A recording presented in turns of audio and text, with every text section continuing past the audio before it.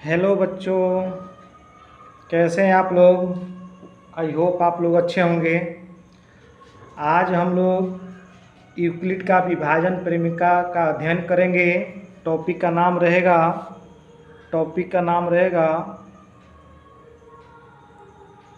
Euclid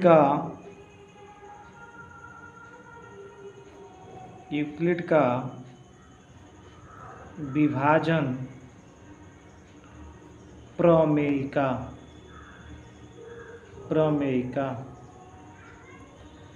आप लोग जानते हैं यूक्लिड एक गणितज्ञ थे।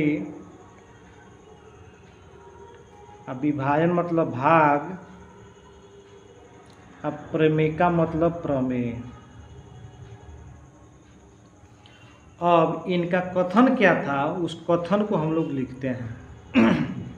कथन को एक बार देखेंगे, इसके बाद हम लोग समझ लेंगे। इनका कथन था कि यदि किन्हीं दो धन पूर्णांकों ए बी दिए गए हों तो आर क्यू ऐसे दो पूर्णांक होंगे जो निम्न प्रकार से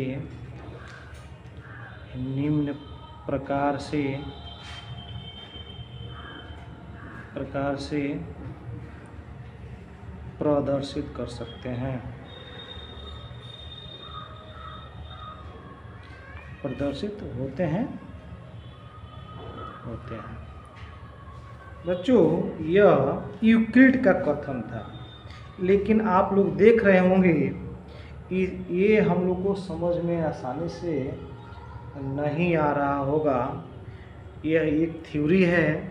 इनको मैथमेटिक्स ग्रुप में ऐसे लिख सकते हैं, जैसे A बराबर बी क्यू प्लस आर, जो इनका कथन है। इनका शर्त है 0 से बड़ा और बराबर आर बी। यह इनका शर्त है। ये प्रमेयिका है, ये इनका शर्त है। ठीक है। इसको समझने के लिए हम लोग कुछ छोटे छोटे भागों पर ध्यान केंद्रित करते हैं। जैसे आप मानिए कि मैं 25 में 3 से भाग दे रहा हूँ, तो 25 में 3 से भाग दूंगा तो 8 त्रिका 24, शेषफल 1 आया। वैसे ही मानिए 19 में अगर हम भाग दिए 5 से, तो 5 यहीं 15, शेषफल आया 4। वैसे ही अगर हम भाग दिए 41 में 7 से, तो 7 बचे 35 और शेषफल आया 6। अर्थात एक और चीज़ पर ध्यान देते हैं कि सबसे पहले होता है भाजक, जिसे भाग दिया जाता है। बीच में होता है भाज्य और अंत में होता है भागफल। क्या होता है? भागफल। आप लोग समझ सकते हैं। भागफल जगह नहीं था यहाँ पे। भागफल, और जो नीचे बचता है उसको कहते हैं शेषफल। तो बच्चों, विद्यार्थी लोग, आप लोग देखिए, यह 25 लाने के लिए बीच वाला क्या होता है, यहाँ से देखिए भाज्य। क्या होता है? भाज्य। तो ये 25 लाने के लिए कैसे होता है? 25 3 और 8 को मल्टीप्लाई करेंगे, 3 और 8 को गुणा करेंगे, अगर 1 जोड़ देंगे तो ये बीच वाला आता है। अगर ऐसा होता है तो हम लोग जानते हैं कि यह भाग्य क्या है, सत्य है। इसी प्रकार 19 लाना रहता है तो 5 और 3 को गुणा करेंगे और 4 को जोड़ देंगे। अर्थात भाज्य लाने के लिए, भाज्य लाने के लिए हम लोग भाजक को भागफल से गुणा करते हैं, भाजक को गुणा करेंगे भागफल से, और इसमें शेषफल अगर जोड़ देंगे, शेषफल जोड़ देंगे तो यह हमारा एक छोटा सा सूत्र तैयार हो जाता है। दोस्त अब देखिए, भाज्य को हम लोग दर्शाते हैं। एक छोटा सा यहाँ पे मैं उदाहरण लिख लेता हूँ कि अगर मानिए कि भाज्य ऐसे लिख दें, भाजक को लिख देते हैं b, भाज्य को लिख देते हैं a, भागफल को लिख देते हैं q और शेषफल को लिख देते हैं r। तो क्या हो जाएगा दोस्त, भाज्य को कैसे सूचित किए, भाज्य को सूचित किए a से, बराबर भाज्य को कैसे सूचित किए b से, भागफल को कैसे सूचित किए q से, और प्लस शेषफल को सूचित किए r से।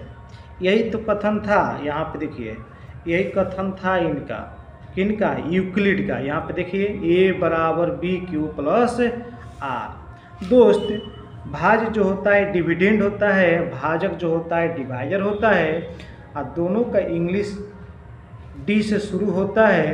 अतः डी न लिख करके भाज्य के स्थान पर ए लिखते हैं, भाजक के जगह पर बी लिखते हैं। तो ये मेरा यूक्लिड का स्टेटमेंट तैयार हो गया। एक बात और ध्यान में देने योग्य है कि जब भी हम लोग भाग देते हैं, जैसे 25 में भाग दिए 3 से, तो शेषफल जो आता है हमेशा कैसा आता है, 3 से छोटा आता है। यहाँ देखिए 19 में हम 5 से भाग दिए हैं तो इसका शेषफल 4 आया, जो 5 से क्या दिखाई दे रहा है, छोटा दिखाई दे रहा है। वैसे ही 41 में अगर 7 से भाग देंगे तो ये शेषफल 6 है, जो कि 7 से छोटा है। तो अतः दोस्त एक और देखिए, अगर हम भाग दें 10 में 5 से, तो 5 दूना 10, शेषफल कितना आ गया, 0। कितना आ गया, 0। इस बात से सिद्ध होता है कि हम लोग अगर भाग देते हैं तो हमेशा शेषफल भाजक से छोटा होता है, मतलब भाग देने वाले से छोटा होता है शेषफल। देखिए यहाँ 3 है तो यहाँ पे 1, यहाँ पे 5 है तो यहाँ पे शेषफल 4, यहाँ पे भाजक 7 है तो शेषफल 6, यहाँ पे भाजक 5 है तो शेषफल 0।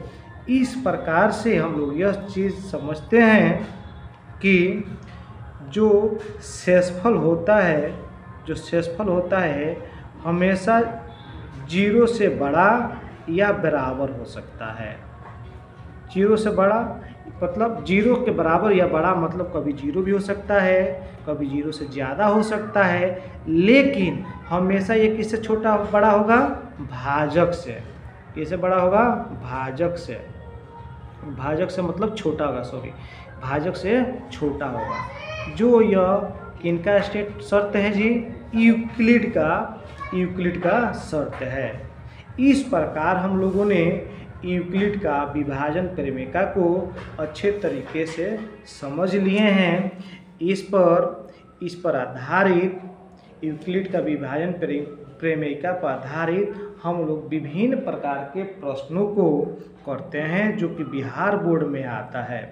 जैसे एससीएफ निकालते हैं, जो कि बिहार बोर्ड में हमेशा पूछे जाते हैं। इसको हम लोग अगली वीडियो में देखेंगे, समझेंगे कि कैसे निकालते हैं।